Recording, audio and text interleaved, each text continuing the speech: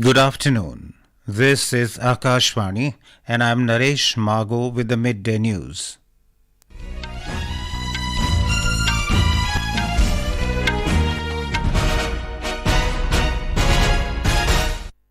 The headlines: India and Sri Lanka resume ferry service after 40 years. Prime Minister Narendra Modi terms it a new chapter in diplomatic and economic relations. Prime Minister Modi to inaugurate 141st International Olympic Committee session in Mumbai this evening. Second flight under Operation Ajay lands in New Delhi with 235 stranded Indian nationals from Israel. U.S. Secretary of State Antony Blinken meets Qatar PM, says Israeli actions are not retaliation but defending lives of its people. Cricket World Cup match between India and Pakistan begins at Narendra Modi Stadium in Ahmedabad. And PV Sindhu to take on China's Wang in Arctic Open Badminton semifinal this afternoon in Finland.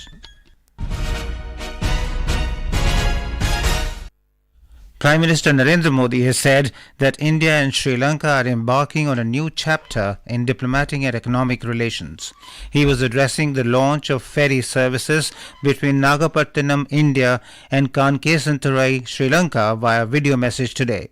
Mr. Modi said the launch of a ferry service between Nagapattinam and Kankesanturai is an important milestone in strengthening the relations as both countries share a deep history of culture. We are embarking on a new chapter in the diplomatic and economic relations between India and Sri Lanka. The launch of a ferry service between Nagapattinam and Kankesanturai is an important milestone in strengthening our relations. India and Sri Lanka share a deep history of culture, commerce, and civilization. Speaking at the launch, Mr. Modi said that the ferry service brings alive historical and cultural connections between both the countries.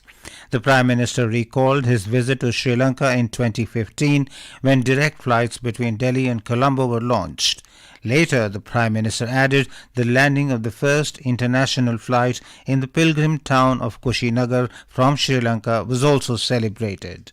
He also informed that direct flights between Chennai and Jaffna began in 2019 and now the ferry service between Nagapattinam and Kankesanturai is yet another important step in this direction.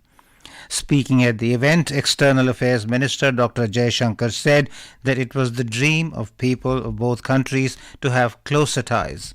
In a video message at the event, Sri Lankan President Ranil Wickremesinghe expressed happiness at India's initiative in helping the island nation in resuming the ferry service. He said that the connectivity which was stopped during the war in the island nation has resumed after peace returned. He thanked Prime Minister Modi and the shipping corporation for making it happen. He hoped that people would visit Sri Lanka and India.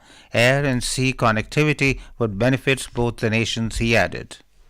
For thousands of years, people have traversed the Pork Strait to travel from the Indian subcontinent to this island and from Sri Lanka back to the Indian subcontinent. This is how our cultures have developed. This is how our trade developed. I discussed this matter with Prime Minister Modi and I must thank him and the Indian Shipping Corporation for the role they have played in re-establishing this connectivity.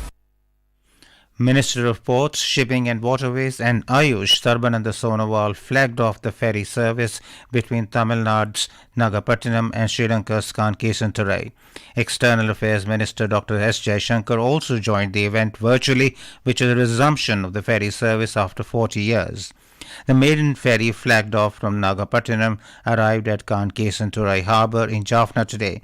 The ferry services connecting India and Sri Lanka cover a distance of about 60 nautical miles, which is 110 kilometers, in approximately 3 hours and 30 minutes.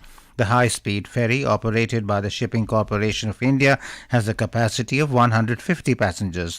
We have a report.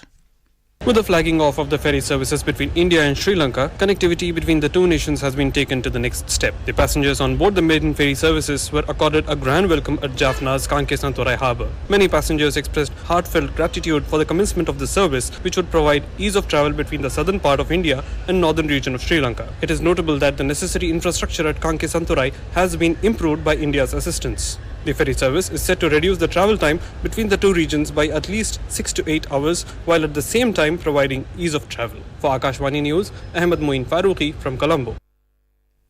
Prime Minister Narendra Modi will inaugurate the 141st International Olympic Committee session in Mumbai today. The session will also be attended by the President of the International Olympic Committee, Thomas Bach, and other members of the IOC, along with prominent Indian sports personalities and representatives from various sports federations, including the Indian Olympic Association. More from our correspondent.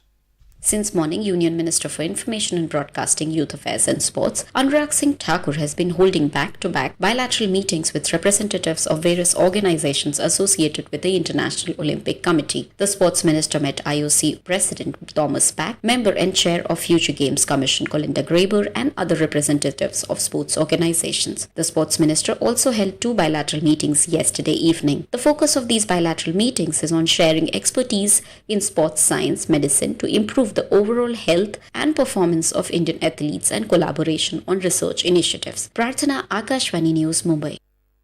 Lok Sabha Speaker Om Birla today handed over the P20 presidency to the Parliament of Brazil.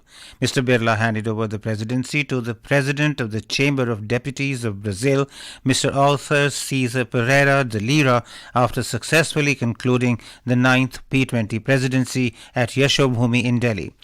Speaking at the closing session of the P20 summit, Lok Sabha Speaker Om Birla said that it is a great matter of pride that all the parliamentarians adopted the joint statement during the summit of P20, which reflects the common commitment of the parliaments. Mr. Birla said that in this two-day conference, the current global challenges were discussed. He added that it is important how parliaments work on future roadmaps to resolve these problems. Commerce and Industry Minister Piyush Goyal released a compendium of PM Gati Shakti in New Delhi yesterday to mark the completion of 2 years of PM Gati Shakti.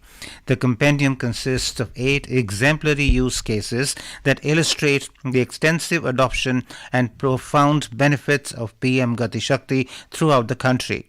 PM Gati Shakti represents a unique approach to infrastructure planning by harnessing data for informed decision making.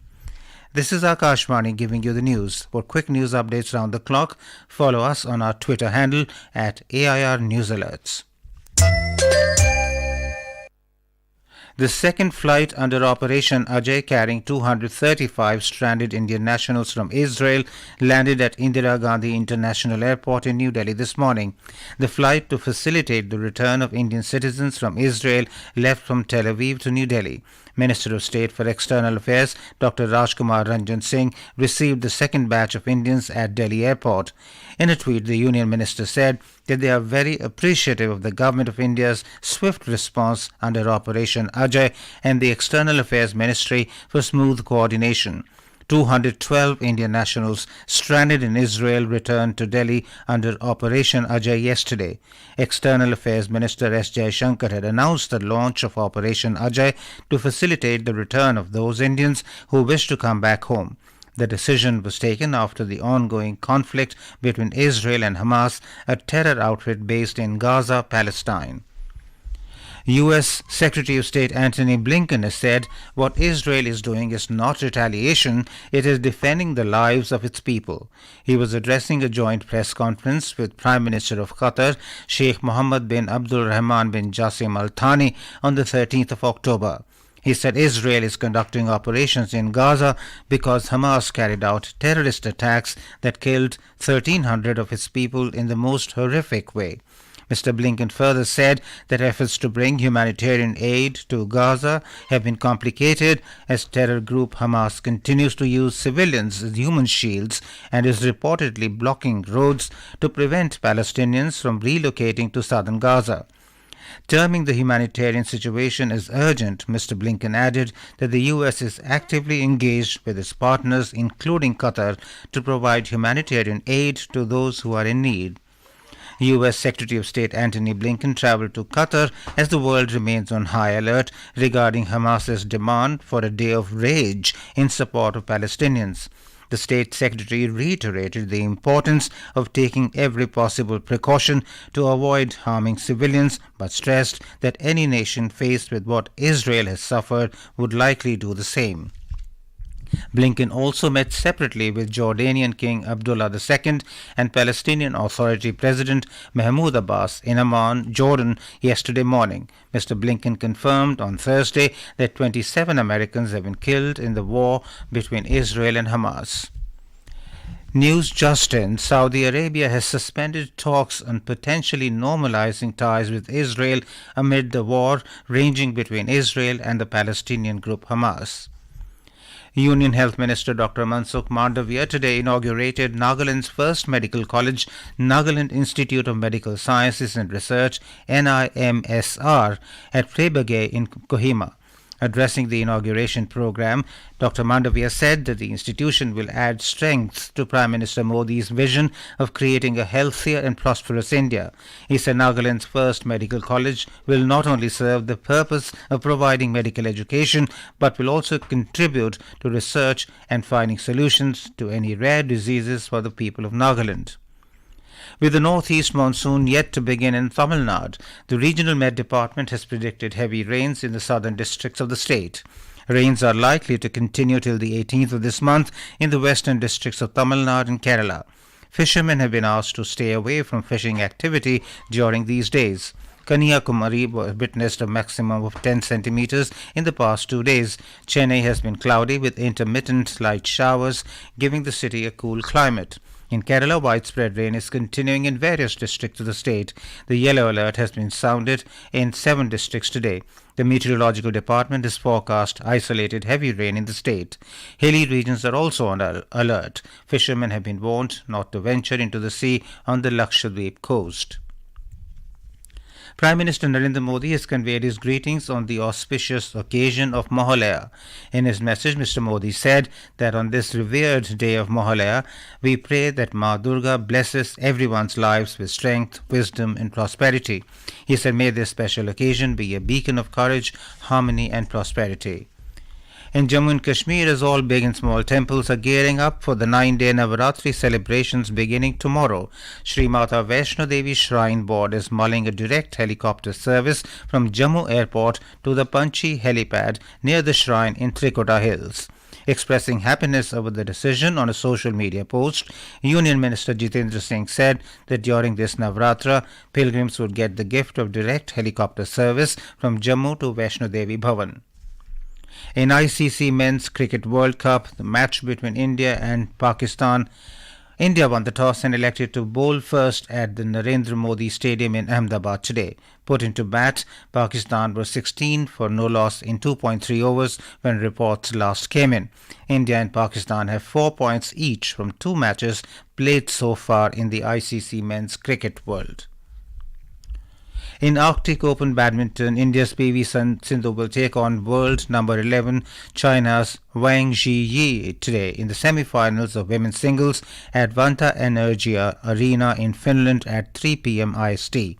Yesterday, the 8th seed stormed into the semifinals, defeating Vietnam's Tu Linh Nguyen in quarterfinals. Sindhu defeated world number 26 Nguyen in a 90-minute thriller. Former world champion and 2-time Olympic medalist PV Sindhu is aiming for her first BWF title of the tournament.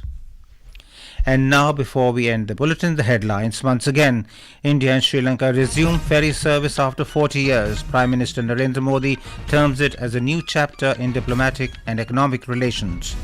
Prime Minister Modi to inaugurate 141st International Olympic Committee session in Mumbai this evening. Second flight under Operation Ajay lands in New Delhi with 235 stranded Indian nationals from Israel. US Secretary of State Antony Blinken meets Qatar PM, says Israeli actions are not retaliation but defending lives of its people.